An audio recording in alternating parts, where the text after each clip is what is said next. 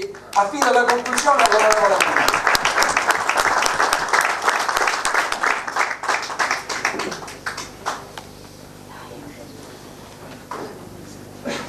Cari amici, grazie per questo invito, al quale io sono venuto, così come Peppino Argani, dico subito, con il sentimento che porto ai miei nipoti, ne ho due, adesso di 10 e di 8 anni, ma sin da molto piccoli, mentre la nonna leggeva la sera favolette, il piccolo, ma anche Vittoria, la grande: nonno, raccontaci le tue storie.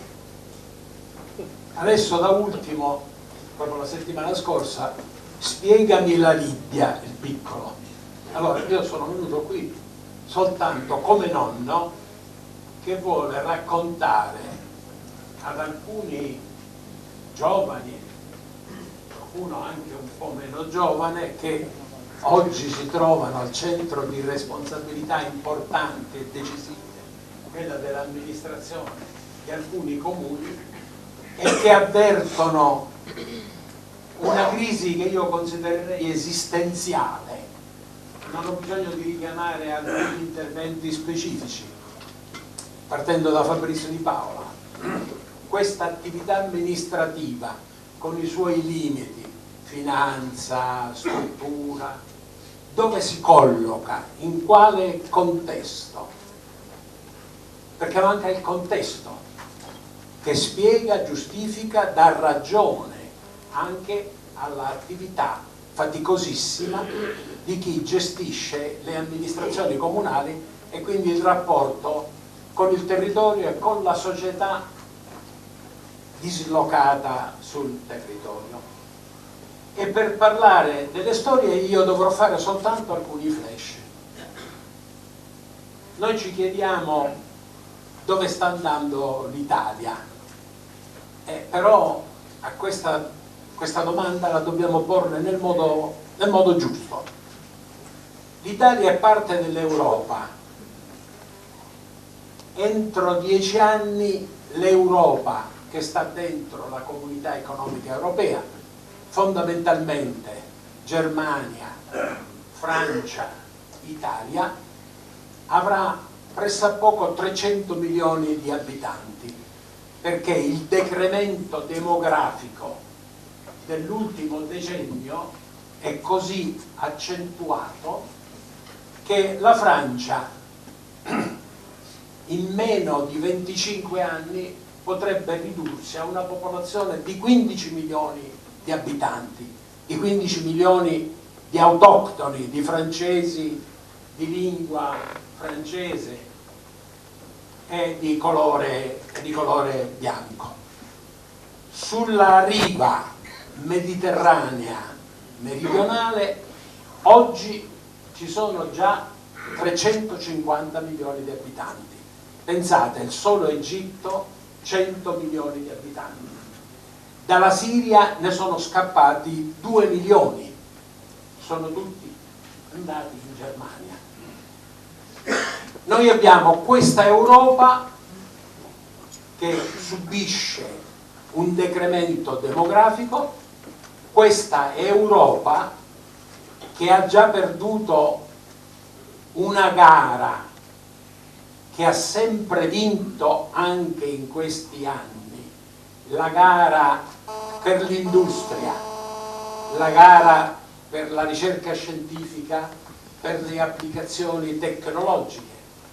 È vero che tutto ciò che di nuovo c'è nella cosiddetta Napa Valley, in California, è tutto di nome tedesco, perché se prendete i nomi di Amazon, non si chiama Bezos, è un nome tedesco, di Facebook, di Google, sono tutti tedeschi. L'Europa non corre più per il primato tecnologico, conserva un certo vantaggio competitivo industriale del quale è partecipe l'Italia. in strettissima relazione con la Germania, mentre le produzioni industriali si sono trasferite anche dall'Italia tutte altrove. Negli ultimi 10 anni dal sud d'Italia sono andati via 1.800.000 abitanti.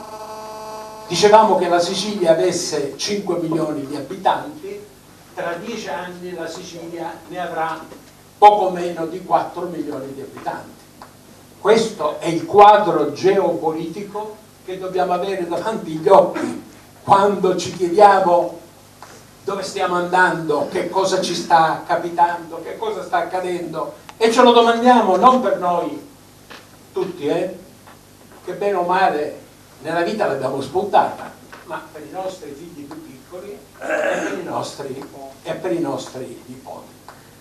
L'Italia nel 1992 era la quarta potenza industriale del mondo, nel 2018 è la 14ª potenza industriale. Che significa? Che in Italia è avvenuto un processo di erosione della struttura industriale, di vera e propria deindustrializzazione e di decentramento di larghissime produzioni industriali fuori dal territorio nazionale.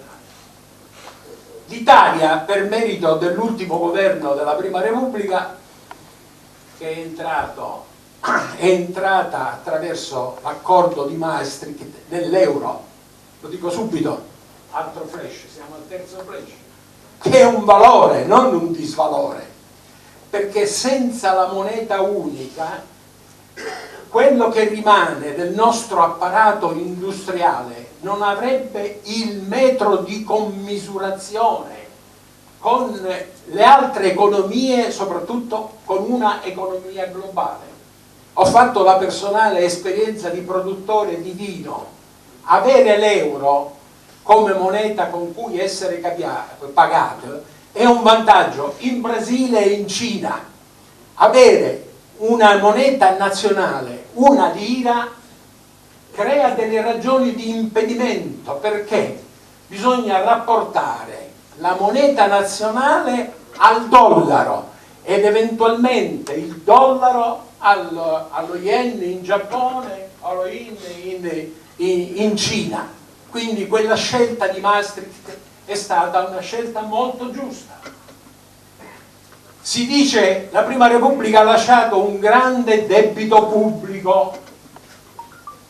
Quinto flash, è vero, il debito pubblico lasciato dalla Prima Repubblica è il debito pubblico che si è venuto a formare nel momento in cui il governo Spadolini, con Andreatta ministro del Tesoro e il sottoscritto era il suo sottosegretario, ha preso una decisione coraggiosissima: separare il destino del Tesoro di Stato dalla Banca d'Italia, perché sino a quel momento ogni giorno a mezzogiorno il ministro del Tesoro si riuniva col governatore della Banca d'Italia, col direttore generale del Tesoro, col ragioniere generale dello Stato e con il sottoscritto, e stabiliva quanta carta si doveva stampare. Però nel 1900, sto parlando della mia esperienza di sottosegretario al Tesoro, nel 1980 l'inflazione era al 24%, quindi una lira non valeva una lira, valeva il 24% in meno. Abbiamo con quella decisione trasformato l'inflazione in verità, con un processo politico molto complesso, e va riconosciuto il merito al governo Craxi nell'85 con la decisione sul punto unico della scala mobile, che è stato il peggiore degli errori dell'avvocato Agnelli e della Confindustria, uno strumento che amplificava l'inflazione invece di contenerla. Allora il debito lasciato nel 1992 era il debito che si era formato per la trasformazione dell'inflazione in debito pubblico stesso. Però il debito che ha lasciato la Prima Repubblica adesso è quasi raddoppiato, Quindi tutti i governi che si sono succeduti dal 1992 ad oggi cosa hanno fatto? Hanno amplificato il debito pubblico. Quel debito pubblico che nasceva dall'inflazione degli anni 70 era causato dagli alti costi di alcune riforme fatte soprattutto negli anni 70, la riforma sanitaria, la riforma previdenziale, e cioè dai costi che purtroppo l'Italia ha dovuto pagare negli anni 70 in modo particolare, dopo il 68, quando si è rotto quel meccanismo di saggezza che aveva tenuto insieme la nostra nazione e aveva permesso lo sviluppo che ha portato l'Italia a diventare quarta potenza industriale. Oggi noi abbiamo il più alto debito pubblico di tutti i paesi del mondo occidentale. Allora la domanda che ci dobbiamo fare è: cosa vogliamo fare? Se vi fate questa domanda, se ci facciamo questa domanda, abbiamo subito una prima risposta. Non mi pare che quello che stia facendo l'attuale governo sia quello che serve, perché quello che serve è rimettere il paese nelle condizioni di avere una crescita, parallelamente uno sviluppo economico e produttivo che permetta all'Italia l'accumulazione sufficiente per stabilire un corretto rapporto tra un debito pubblico che non puoi azzerare perché non c'è nessuno che te lo paga. In questi 3 anni Renzi ha avuto la fortuna regalata dai tedeschi, diciamo le cose con molta franchezza, di avere un governatore della Banca Centrale Europea che ha comprato quel QE, col quantitative easing, ha comprato pezzi di debito pubblico italiano. Ma pur avendo comprato quasi 500 miliardi di debito pubblico italiano, si è rifatto lo stesso debito pubblico. Perché? Perché la macchina amministrativa, la macchina pubblica italiana non è nelle condizioni di liberarsi da alcuni pesi. Per liberarsi da alcuni pesi occorre un allargamento della base produttiva, una crescita che non può che riguardare il Sud. Perché? Se noi lasciamo che nel prossimo decennio 1,5 milioni di giovani vadano via dal Sud d'Italia, è inevitabile che tra 10 anni nel Sud d'Italia ci siano da 5 a 7 milioni di immigrati che, piaccia o non piaccia, dovranno venirsi a collocare qui, perché sarà la terra abbandonata dagli italiani ed occupata. Questo è il quadro che abbiamo noi davanti ai nostri occhi. Nel 1918, terminata la guerra, l'abbiamo celebrata, le forze politiche che avevano purtroppo la responsabilità della guerra, di una guerra che, come disse allora giustamente Benedetto XV, altro Papa, una guerra totalmente inutile ed assurda, una guerra che ha fatto 600.000 morti a tutti i siciliani, calabresi e sardi, per essere molto chiari. L'Italia non sapeva cosa fare. C'era la crisi di tutti i partiti politici, non c'erano più i partiti politici perché c'era una vecchia classe dirigente liberale con uomini politici anche di un certo livello. Il presidente del Consiglio della Vittoria era un siciliano, Vittorio Emanuele Orlando, l'autore di quel resistere, resistere, resistere, che fu il suo discorso in Parlamento dopo la sconfitta di Caporetto. Resistere, resistere, resistere non è di quel magistrato di Milano che ha sfasciato un pezzo di Italia. E nonostante questi personaggi, l'Italia non trovava un indirizzo politico. Addirittura il partito della sinistra e il partito socialista italiano a Livorno si scindeva, e si scindeva in 3. perché si scindeva in Partito Socialista, in Partito Comunista di Gramsci e di Togliatti e nel Partito Comunista di Bordiga.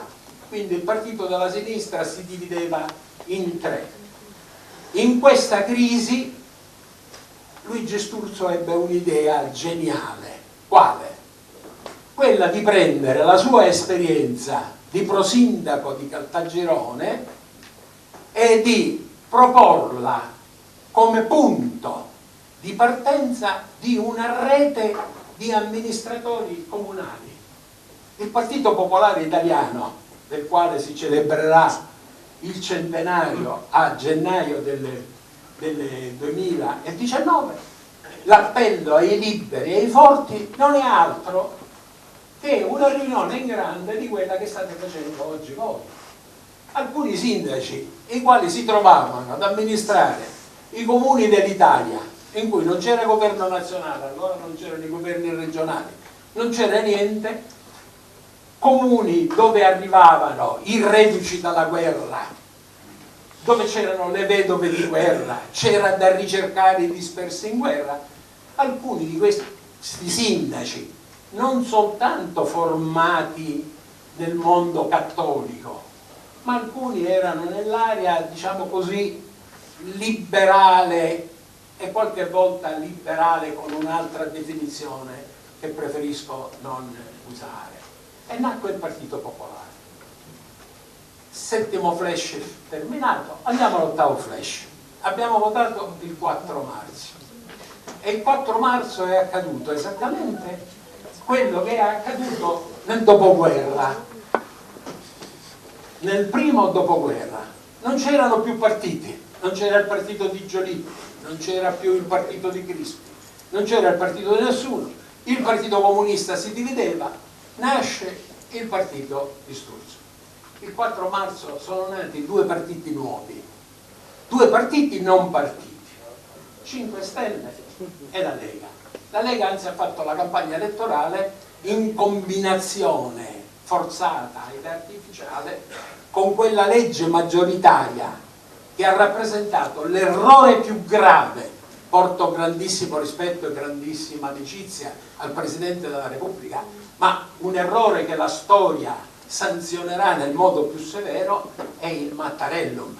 Contro il Mattarellum in Parlamento votarono soltanto Gargani e il sottoscritto, se lo posso dire, nella assoluta incomprensione dei nostri amici democristiani, che non capirono che il Mattarellum era un meccanismo per distruggere i partiti politici in un momento in cui c'era un partito che doveva scomparire dalla scena politica italiana ed era il Partito Comunista, perché era caduto il muro di Berlino, e invece il Partito Comunista, forte dell'appoggio dei magistrati, si preparava a diventare il partito di maggioranza relativa, il partito di maggioranza.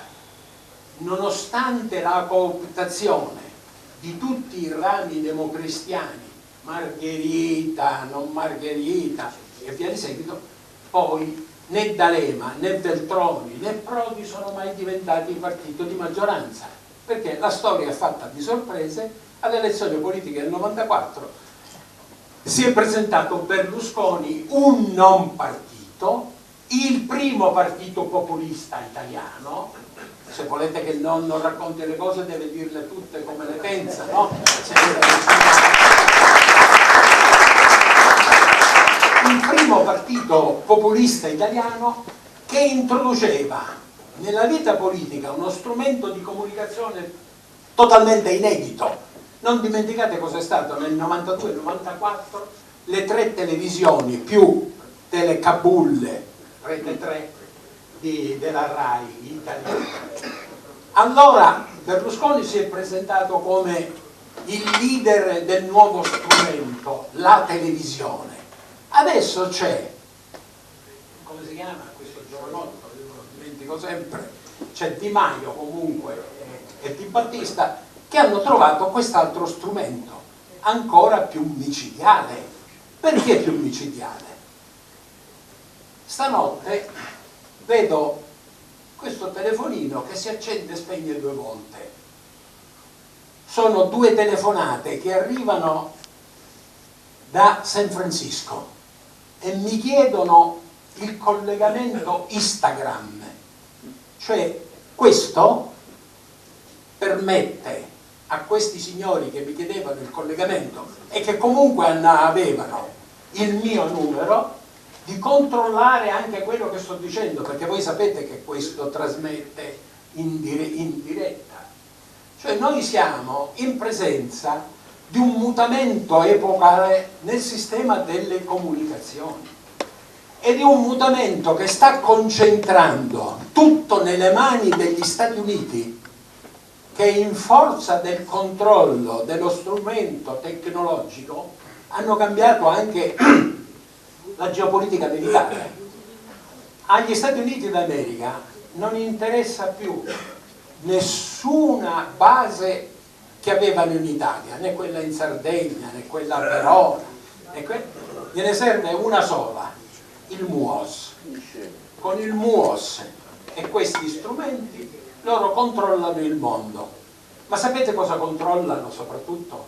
Controllano attraverso il collegamento con Google e con Facebook nella costruzione dei cosiddetti sondaggi. Noi per comodità li chiamiamo sondaggi, invece sono le ricerche motivazionali, per cui loro sono in condizioni di indurre un consumo e di prevedere un consumo. Siamo in presenza attraverso il partito dei 5 Stelle è fatto tutto da ragazzi inesperti, io mi augurerei che tutte le cose negative che si possono dire nei loro confronti, ma quali? Quelle che non hanno toccato libri, vi vorrei far ridere. Quando Leonardo Sciascia arrivò in Parlamento nel 1976, siccome fu eletto nella lista radicale, non poteva frequentare la parte di sinistra del transatlantico. E quando c'ero io disponibile si veniva a sedere con me. E allora molti deputati della Democrazia Cristiana o anche di altri partiti si avvicinavano per essere presentati a Leonardo Sciascia. Quando si allontanava Leonardo Sciascia mi chiedeva: ma chi so libro n'ha leggiuto? Allora io dicevo sì, questo no, si vede. Chi sono leggiuto? Sì, qualcuno l'ha leggiuto. Chi se l'ha leggiuto? Sì, questo mi sembra che ne abbia letti molte. Bisogna vedere se ci hanno fatto profitto. Allora, 5 Stelle ci presentano questo problema. L'ho presentato scherzosamente. 5 Stelle è un partito che, come il partito di Forza Italia, nasce su un'onda populistica che ha una sola motivazione. Sapete, un grande scrittore dell'Ottocento francese, Stendhal, in uno dei suoi capolavori l'aveva capito, perché scrive nella Certosa di Parma che la più grande leva della storia degli uomini c'est le ressentiment, il risentimento. Guardate, la politica fatta attraverso questo strumento è soltanto una politica di risentimento, di avversione, di odio. Riprendo subito il discorso di Gargani. De Gasperi, nell'immediato dopoguerra, un'Italia che aveva fatto una guerra, l'aveva perduta, aveva per di più una guerra civile al suo interno. Il film Don Camillo e Peppone è molto vero, riuscì a incollare questi italiani, dandogli il senso di un destino. Se volete un giudizio storico, non politico, Togliatti era un'altra cosa rispetto a Berlinguer o rispetto a tutti quelli che poi sono venuti. Quello era un gigante, che Togliatti capì che lui non poteva diventare maggioranza e che era utile che De Gasperi governasse bene l'Italia anche col manganello di Scelba, no? Col manganello di Scelba. Quando non c'è stato più il manganello di Scelba, la piazza ha preso, so di dire una cosa molto ardita, ma è metaforica, spero che la comprendiate come metaforica. La piazza ha preso che cosa? Il disordine che è partito dal 1968, che ha condotto progressivamente a una dissoluzione non soltanto delle basi morali della società e quindi della civiltà, ma certamente delle basi delle formazioni politiche. Con il voto del 4 marzo i partiti politici quali furono non ci sono più, non c'è più neanche il partito di Berlusconi, non c'è più neanche il partito di Berlusconi, andate a guardare i sondaggi, non prenderà più del 7, dell'8%. Allora in Italia abbiamo questo grande problema, c'è la Lega che ha esercita un ruolo politico eccedente alla sua forza politica. C'è una Lega che ha una rappresentanza territoriale di centro-nord, tenta di scendere al sud e troverà anche possibili adesioni. C'è un 5 Stelle che rappresenta soltanto il voto di chi? Di quel milione di giovani che ancora non sono andati via dal sud e che sperano che attraverso il salario garantito possano rimanere qua, ma sono destinati a ripetere le scelte del 1.800.000. Allora noi siamo in presenza di una situazione che dobbiamo chiamare col suo nome, di una situazione eccessivamente preoccupante. Cosa fare? Voi vi siete posti un problema, la sinergia tra di voi, la rete, e l'avete posto nei termini politici corretti, tutto l'intervento di Lauricella che integra quello di Paola, quello di Carlisi. Non basta, voi li dovete mettere insieme per fare un lavoro di lunga lega rivolto a preparare la costituzione di un partito politico. Non c'è nessun partito politico del passato da ripetere. Sono chiaro? Io ho grande nostalgia della Democrazia Cristiana. Noi oggi, se in Italia vogliamo fare una cosa seria, dobbiamo fare sturzianamente un partito popolare, quindi dove ci possono essere i cattolici, che intanto sono larga minoranza nel paese, state attenti, con una Chiesa cattolica che di problemi suoi ne ha e parecchi. Un partito dove semmai può contare neppure la dottrina sociale della Chiesa, può contare l'ispirazione cristiana, ma deve contare invece che cosa? Il pensiero liberale che anche i cattolici hanno espresso in Italia. E faccio soltanto pochi nomi: Sturzo, Manzoni, Rosmini. È paradossale che Manzoni e Rosmini nell'Ottocento non ebbero incidenza politica. Vorrei che ricordaste che quando Manzoni fu nominato senatore a vita non volle mai andare a Roma perché non condivideva l'impostazione del partito di Cavour, era polemico con le critiche che facciamo oggi noi alla unificazione nazionale italiana, perché considerava l'unificazione fatta dai piemontesi come un'unificazione dei piemontesi e non degli italiani.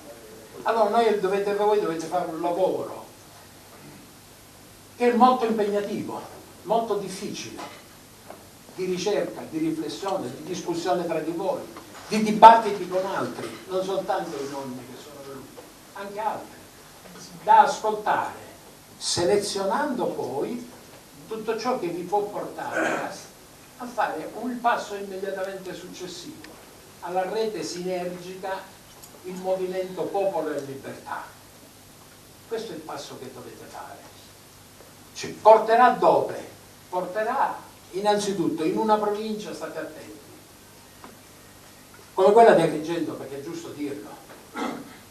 Quando Sturzo partì nel 1919 non è che ci fu tutta la Sicilia, ci furono alcune province. Una delle più significative fu la provincia di Agrigento. Dovete pensare che il primo segretario del Partito Popolare è un prete di Sciacca e di Ribera, Monsignor Licata.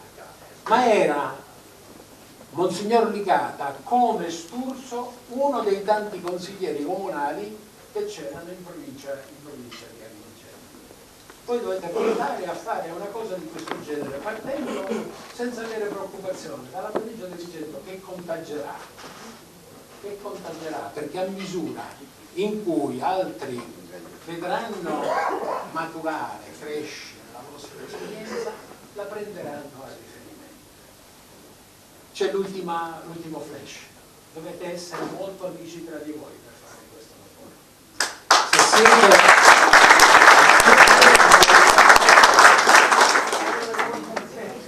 Se siete amici tra di voi, questo è un lavoro che può rendere, perché l'ultimo flash, inevitabilmente andrete in rotta di collisione con l'esistente, ma se volete fare una cosa importante è solo andando in rotta di collisione con l'esistente che vi dovete muovere.